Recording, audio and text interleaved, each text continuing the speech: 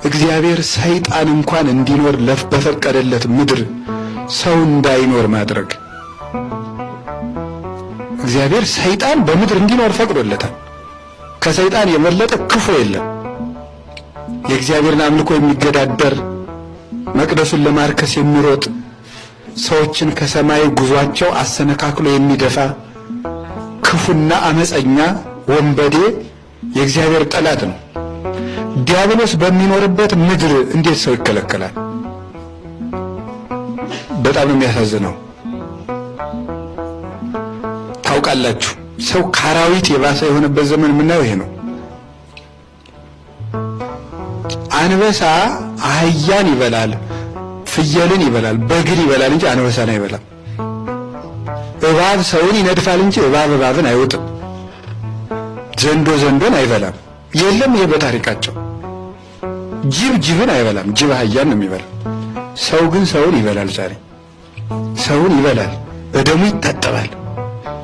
የሰው ደም ነክሮ ጣቱን በዚያው እጁ እንጀራ ይጎርሳል። በጣም የግፍ ዘመን ውስጥ ነው ያለነው።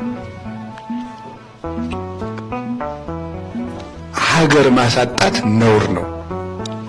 ሀገር ሰው አላስኖርባት ካሉ እሷ ደግሞ መልሳ ትክዳለች። ምድር የከዳለት ዋስ የላት።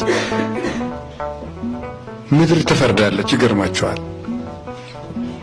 መቼ እንደምትመልስ ነው የማይታወቀው። ሀገር አሳጣቸው እንዳልኳችሁ፣ መቅደስ አሳጣቸው። ዛሬ ክርስቲያኖች በሀገራችን እንዳይኖሩ ሀገር እያጡ ነው። ቤተ መቅደስ እየተቃጠለ ሰሞኑን እየሰማችሁ ነው። ክርስቲያኖች ይታረዳሉ። የቀሩት እንኳን ደግሞ ተስፋ እንደኖራቸው ይቃጠልባቸዋል። በቤተ መቅደስ ይሳለቅባቸዋል። መስቀል ከአንገታቸው እየተበጠሰ መሳቂያ ይደረጋሉ፣ ይሳለቁበታል። የሁሉ ተደረገ።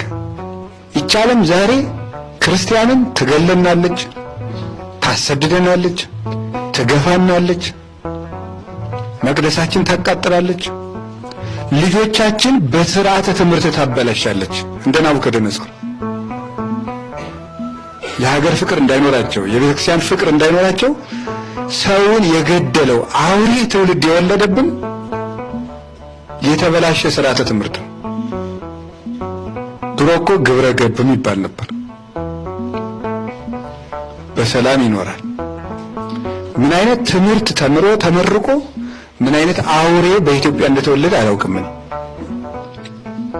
አያችሁ፣ ትውልድን ከሀገር እንዳይኖር ማድረግ፣ የሚያመልክበትን ቤተክርስቲያን ማቃጠል፣ ቀጥሎስ በስርዓተ ትምህርት ደግሞ ማበላሸት። የኛ ያልሆነ ትምህርት ያለን ይመስለኛል። ሰው ከዝንጀሮ በጣ የሚል ትምህርት ከመጣ ወዲህ ነው እንደ ዝንጀሮ መግደል ሰው መግደል እየቀለለ የመጣው። ትምህርት ሰውን ይገላል፣ ትምህርት ሰውን ያድናል። እውነት የለም። ከዚያ በኋላስ አላገጡበት። በታቦቱ ላይ ማላገጥ አሁን ዛሬ ያላግጣል። ማንም ሰው እየተነሳ ታቦቱን ማርኮ ታቦቱን ወደ ባቢሎን ባይወስደውም የታቦቱን ንዋያተ ቅድሳት የመቅደሱን ንዋያተ ቅድሳት በሚወስዶ ቀለደበት። ዛሬ ቤተክርስቲያን ገሎ ዛሬ የሐዲስ ኪዳን የመንፈስ ቅዱስ ታቦቶች ክርስቲያኖች ናቸው። ክርስቲያኖችን ያላግጡባቸዋል። እያረዱ ቪዲዮ ያነሷቸዋል። በእሳት እያቃጠሉ ቪዲዮ ያነሷቸዋል። ያላግጣሉ። እንዲህ ሆኖ ምንም የማይነጋን የሚመስላቸው፣ ቀን የማያልፍ ጉልበት የማይደክም ዘመን የማይተካን የሚመስላቸው። በጣም ነው የሚገርመው። ግን ወይትረሃዋ ሆሃት ለም ፍጥረት የዘላለም ደጆች ይከፈቱ ማለት አይሆንም ያላችሁት መከራ በእናንተ ይመጣባችኋል። አይሆንም ያላችሁት ረፍት ለእግዚአብሔር ሕዝብ ይሰጣል።